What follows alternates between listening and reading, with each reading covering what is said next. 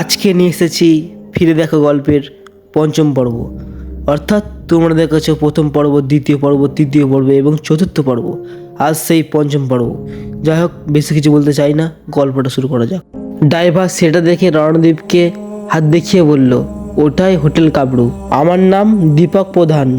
কোনো কিছুর প্রয়োজন থাকলে আমাকে বলবেন। রণদীপ পকেট থেকে একটা চিঠি বার করে দীপকের হাতে দিল। দীপক জিপের হেডলাইটের আলোতে চিঠিটা মেলে ধরল। ঠান্ডা হাওয়ার দাপটে সোয়েটার পরেও রণদীপ শীতে কাঁপতে লাগলো।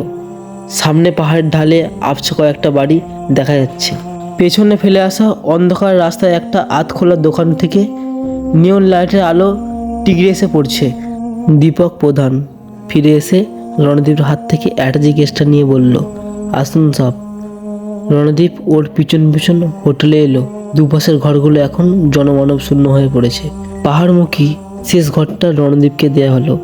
ছিমছাম সাজানো গোছানো ছোট্ট একটা ঘর। নজরেই তা ভালো লেগে গেল।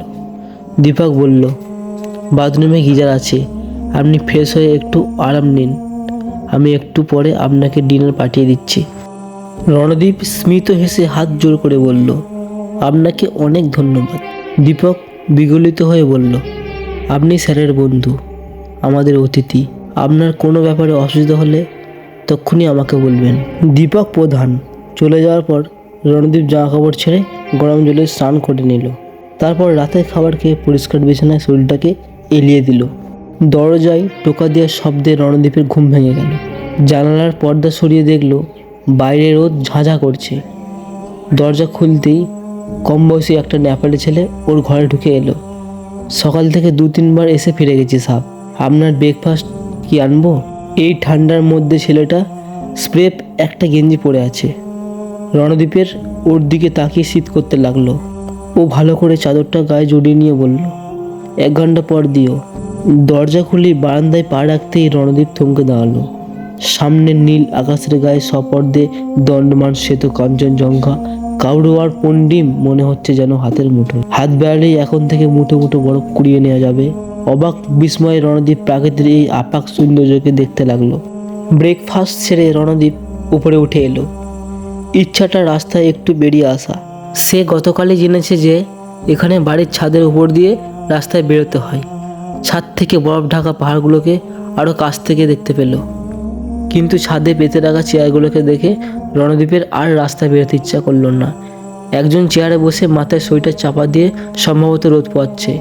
রণদীপ ওই গুটি চেয়ারগুলোর দিকে তাকিয়ে এগিয়ে গেল। ওর পরিস্থিতি টের পেয়ে চেয়ারে বসে থাকা মানুষটা পেছন ফিরে তাকালো। কাঞ্চা সুন্দরী। রণদীপকে দেখেই সে তীরের বেগে সেখান থেকে চলে গেল। রণদীপ কিছু বলতে চেয়েও বলতে পারল না। ওর চলে যাওয়ার পথের দিকে কিছুক্ষণ চেয়ে থেকে একটা চেয়ারে সে গা এলিয়ে দিল। ঠান্ডার মধ্যে রোদ্দুরটা বেশ ভালোই লাগছিল।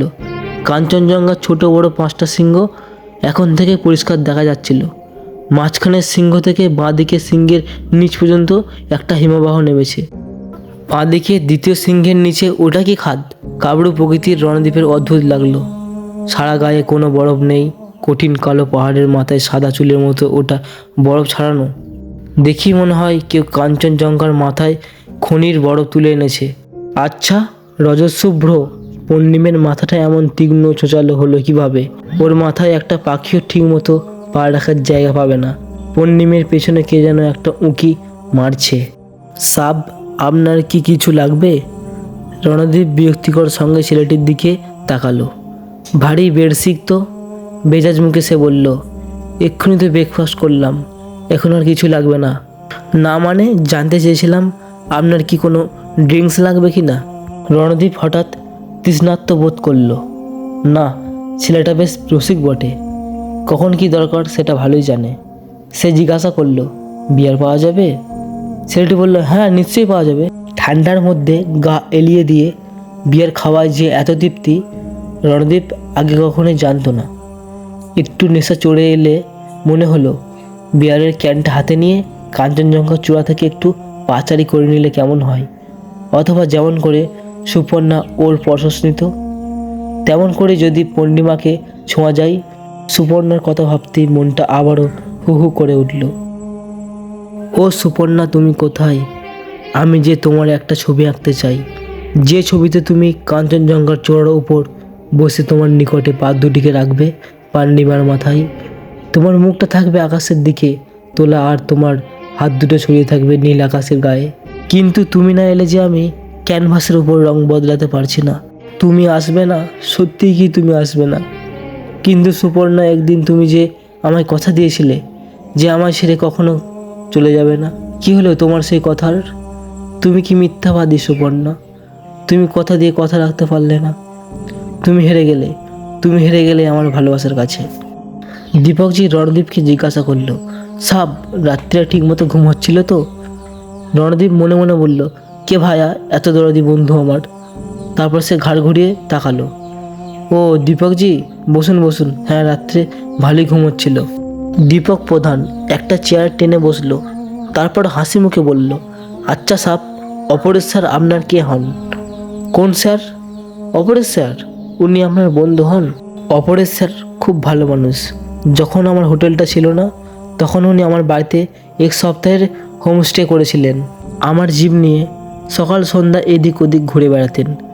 দরকার হলে আপনি আমার জিপটা নিতে পারেন। ধন্যবাদ দীপকজি, কিন্তু আমার এক জায়গায় বসে প্রাকৃতিক সৌন্দর্যকে উপভোগ করতে বেশ ভালোই লাগে। দীপক প্রধান হেসে বলল, যা আপনার মর্জি। আপনার লাঞ্চ কি ঘরে পাঠিয়ে দেবো? হ্যাঁ, ঘরে পাঠিয়ে দিন। রণদীপ স্নান সেরে খাবার খেয়ে নিল। পাট ভাঙা পাজামা পাঞ্জাবি পরে গায়ে একটা শাল দড়িয়ে আবার ছাদে উঠে এলো। রোদে পিঠ থেকে বসে আর একটা বিয়ারের স্ক্যান করলো। এখানেই গল্পের 5ম পর্ব শেষ হলো। এই ধরনের ভিডিও পেতে এবং এর পরবর্তী গল্প শুনতে হলে এই চ্যানেলটাকে লাইক, কমেন্ট, শেয়ার এবং সাবস্ক্রাইব করতে বলুন। আসছি পরবর্তী ভিডিও নিয়ে।